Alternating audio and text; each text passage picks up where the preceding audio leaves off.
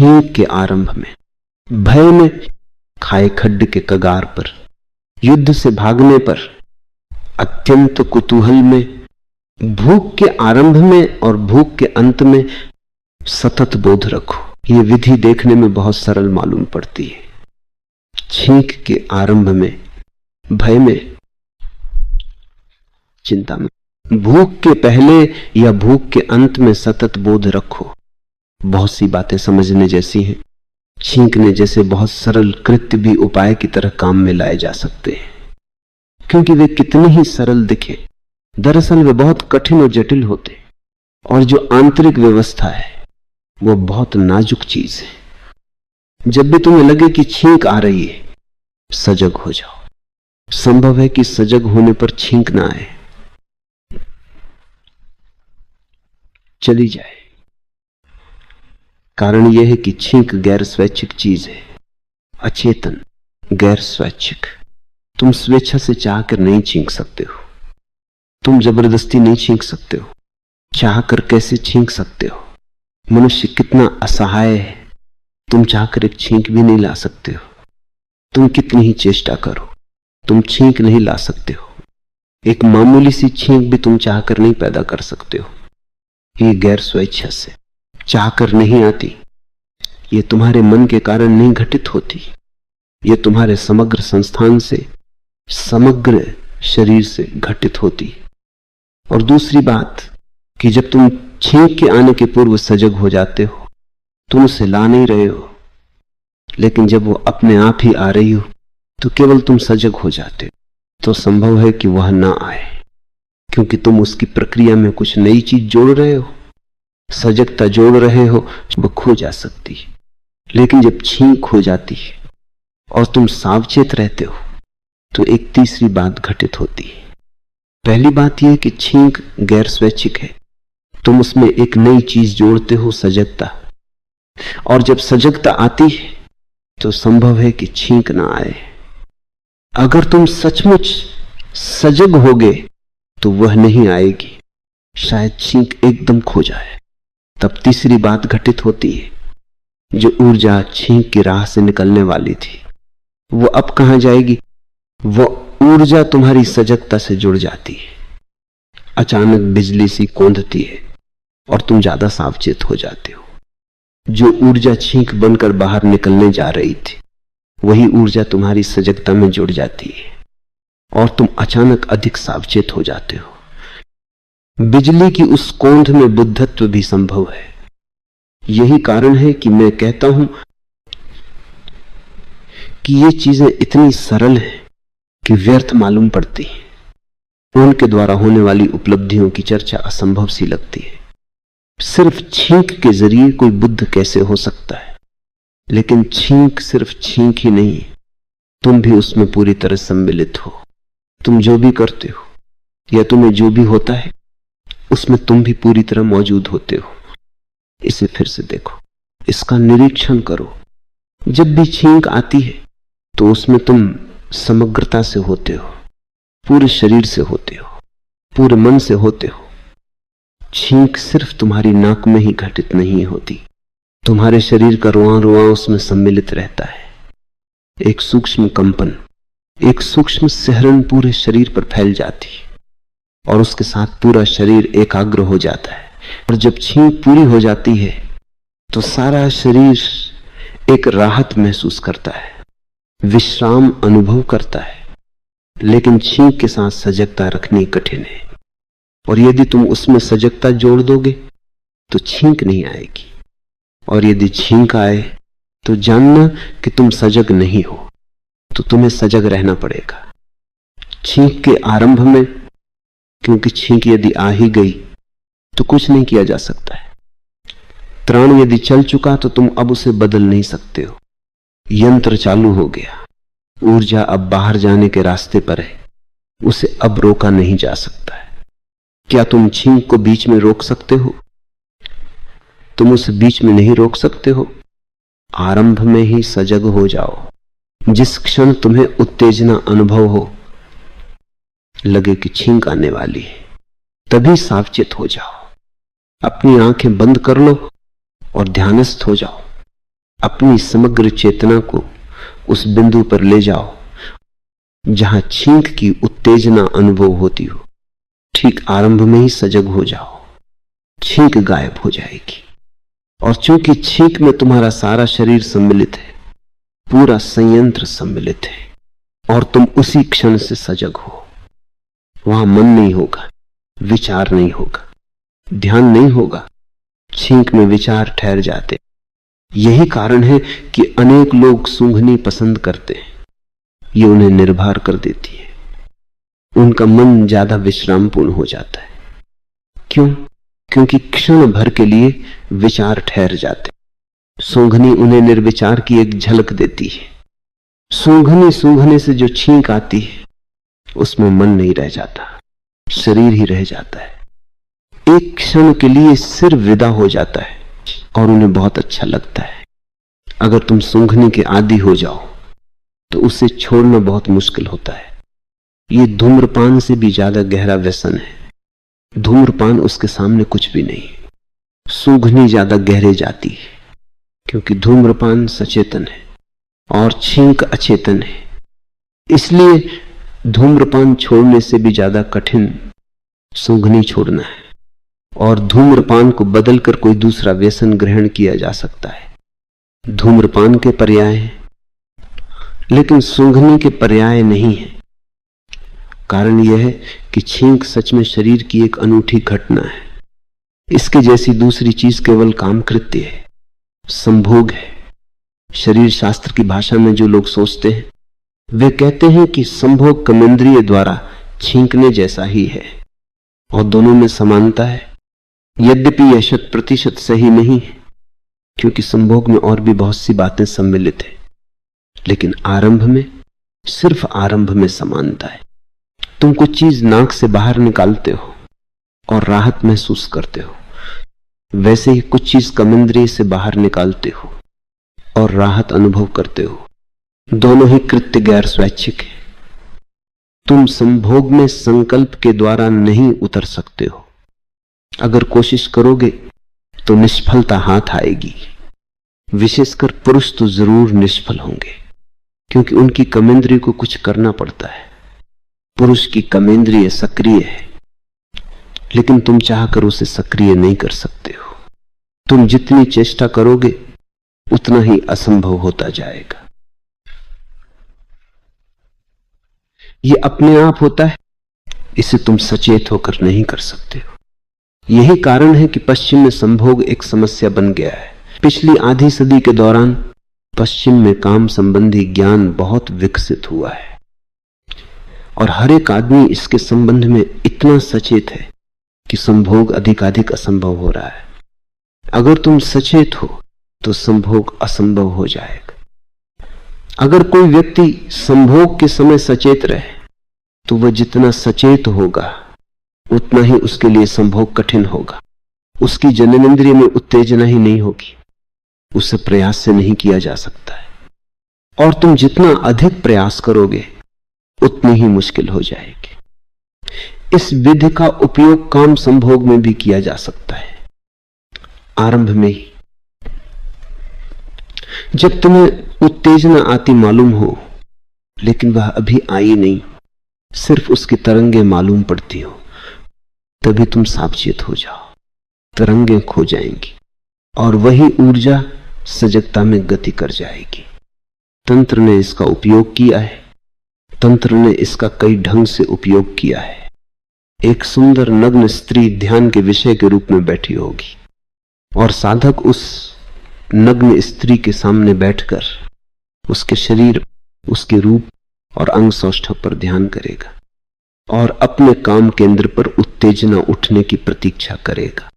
और जो ही जरा सी उत्तेजना महसूस होगी वह अपनी आंखें बंद कर लेगा और उस स्त्री को भूल जाएगा। वह साध आंखें बंद कर लेगा और उत्तेजना के प्रति सजग हो जाएगा। और तब काम ऊर्जा सजगता में रूपांतरित हो जाती है। उसे नग्न स्त्री पर तभी तक ध्यान करना है जहां तक उत्तेजना महसूस हो। उसके बाद उसे आंख बंद कर अपनी उत्तेजना पर आ जाना है और वहीं सजग रहना है। ठीक वैसे ही जैसे छींक के प्रति किया जा सकता है। ये कौंध सी क्यों घटित होती है? कारण यह है कि वहां मन नहीं। बुनियादी बात यह है कि अगर मन नहीं है और तुम सजग हो तो सतौरी घटित होगी, तुम्हें समाधि की पहली झलक मिलेगी। विचार ही बाधा है। किसी भी ढंग से यदि विचार विलीन हो जाए तो बात बन जाती है, लेकिन सजगता के लिए विचार का विदा होना जरूरी है।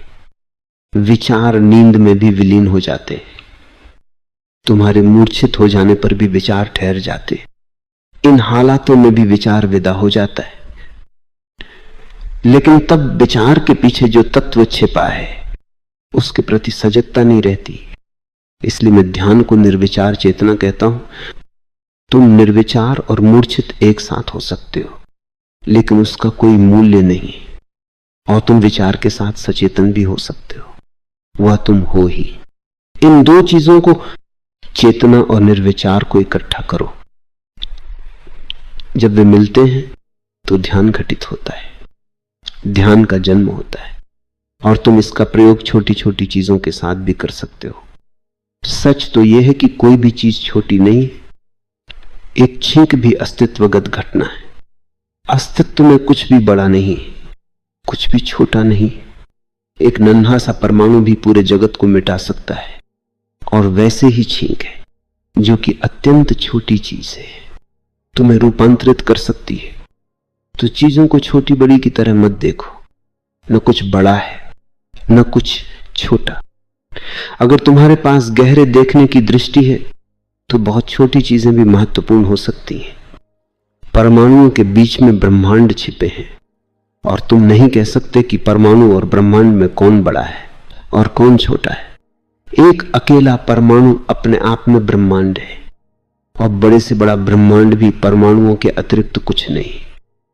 छींक के आरंभ में, भय में, जब तुम भयभीत अनुभव करते हो और भय प्रवेश करता है,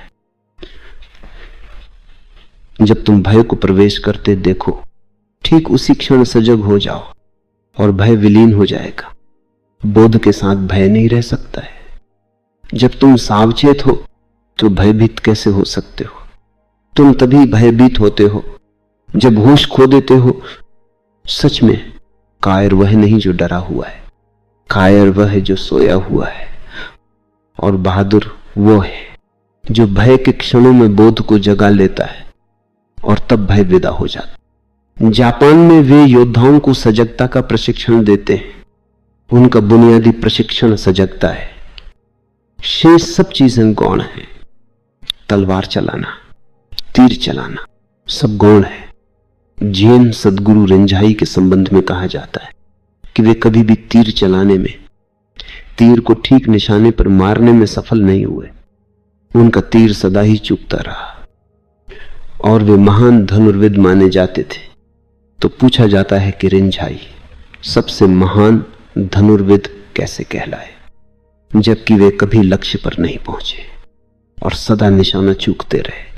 रिंझाई को मानने वाले कहते हैं अंत नहीं, आरंभ महत्वपूर्ण है। हम इसमें उत्सुक नहीं हैं कि तीर लक्ष्य पर पहुंच जाए। हम उसमें उत्सुक हैं जहां से तीर अपनी यात्रा शुरू करता है। हम रिंझाई में उत्सुक हैं।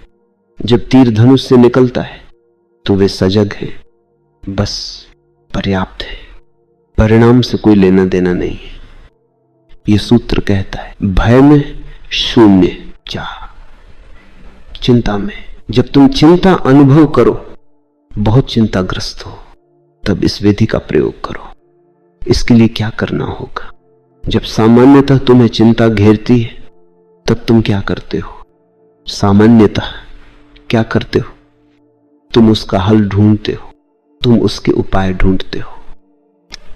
लेकिन ऐसा करके तुम और भी चिंताग्रस्त हो जाते हो। तुम उपद्रव को बढ़ा लेते हो, क्योंकि विचार से चिंता का समाधान नहीं हो सकता। विचार के द्वारा उसका विसर्जन नहीं हो सकता। कारण यह है कि विचार खुद एक तरह की चिंता है। विचार करके तुम दलदल में और भी ढंसते जाओगे। ये विधि कहती कि चिंता के साथ कुछ मत करो, सिर्फ सजग हो, बस सावचेत रहो। मैं तुम्हें एक दूसरे झेन सदगुरु बोकोजू के संबंध में एक पुरानी कहानी सुनाता हूं। वो एक गुफा में अकेला रहता था, बिल्कुल अकेला, लेकिन दिन में या कभी कभी रात में भी वह जोरों से कहता था बोकोजू। ये उसका अपना नाम था। और फिर वह खुद कहता, हाँ महोदय, मैं मौजूद हूं। और वहां कोई दूसरा नहीं होता था। उसके शिष्यों ने पूछा, आप अपना ही नाम क्यों पुकारते हैं और फिर खुद कहते हैं, हाँ मौजूद हूं?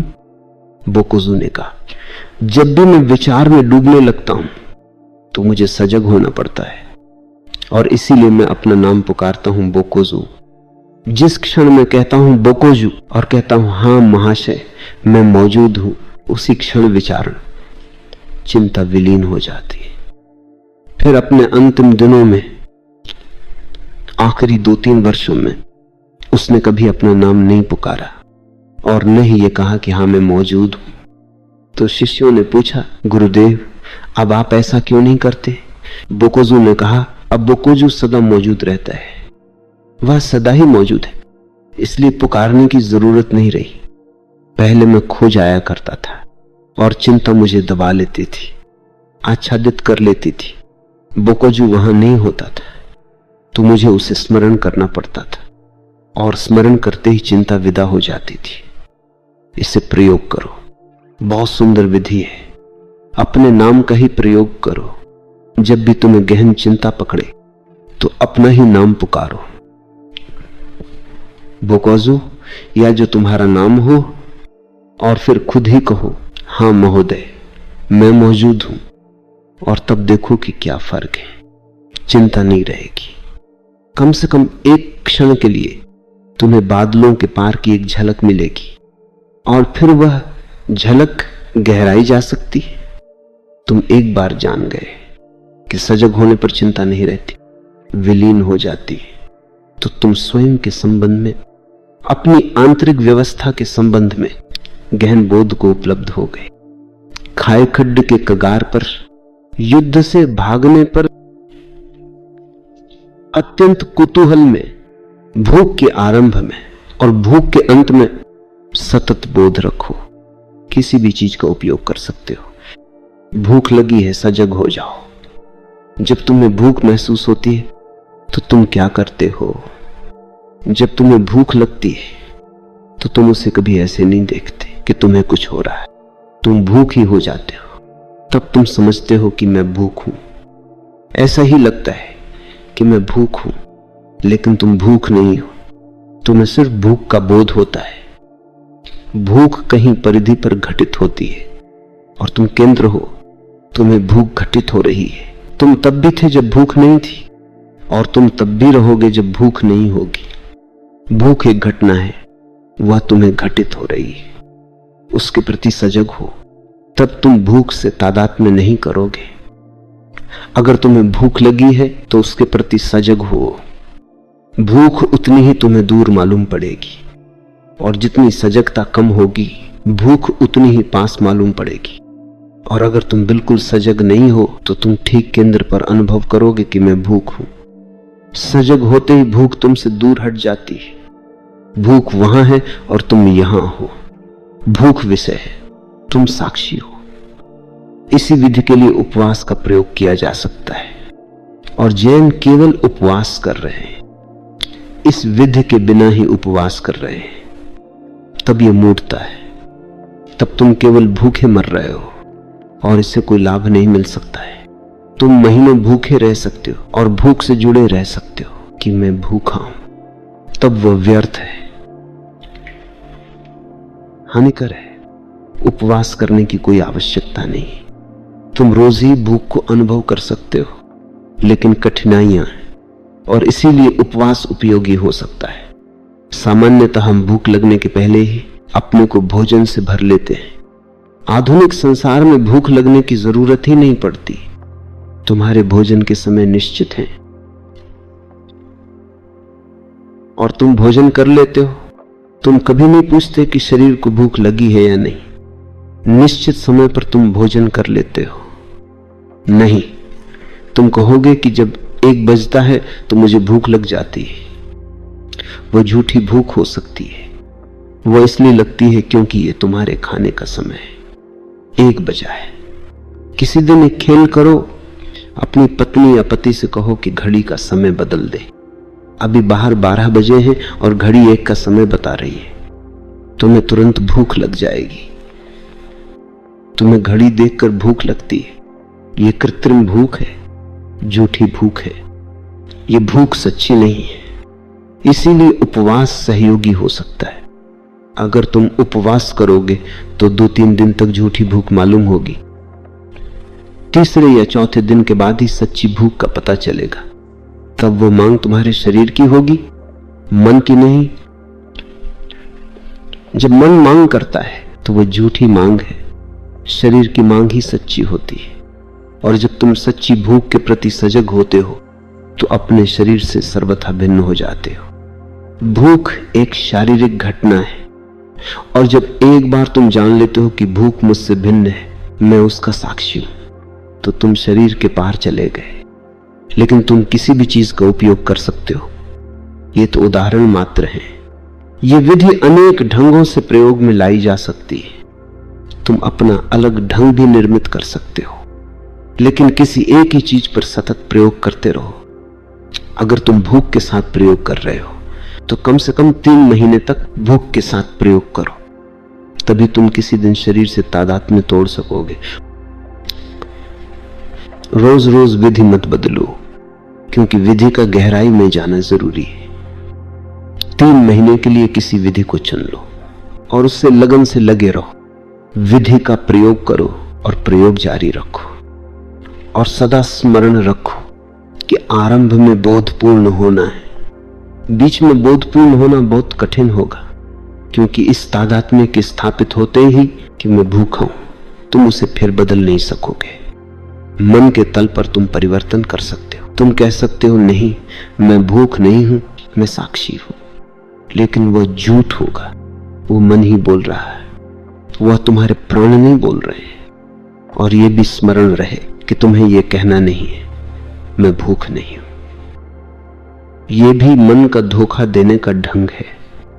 तुम कह सकते हो, भूख है, लेकिन मैं भूखा नहीं हूं, मैं शरीर नहीं हूं, मैं ब्रह्म हूं। तुम्हें कुछ भी कहना नहीं है। तुम जो भी कहोगे गलत होगा, क्योंकि तुम गलत हो। ये दोहराना कि मैं शरीर हूं किसी काम का नहीं। तुम कहते रहो कि मैं शरीर हूं, क्योंकि तुम जानते हो कि मैं शरीर हूं। इसका कोई अर्थ नहीं। अगर तुम सच में जानते हो कि मैं शरीर नहीं हूं, तो ये कहने की क्या जरूरत है? कोई आवश्यकता नहीं। ये मूढ़ता मालूम होगी। बोधपूर्ण हो, और तब उस बोध में यह भाव प्रगाढ़ होगा कि मैं शरीर नहीं हूं। यह विचार नहीं होगा, भाव होगा। यह तुम्हारे सिर की नहीं, तुम्हारे पूरे प्राणों की अनुभूति होगी। तुम दूरी महसूस करोगे कि शरीर बहुत दूर है और मैं उससे बिल्कुल भिन्न हूं, और दोनों के मिश्रण की संभावना भी नहीं है। तुम दोनों को मिला नहीं सकते हो। शरीर शरीर है, पदार्थ है, और तुम चेतन हो। वे दोनों साथ रह सकते हैं, लेकिन एक दूसरे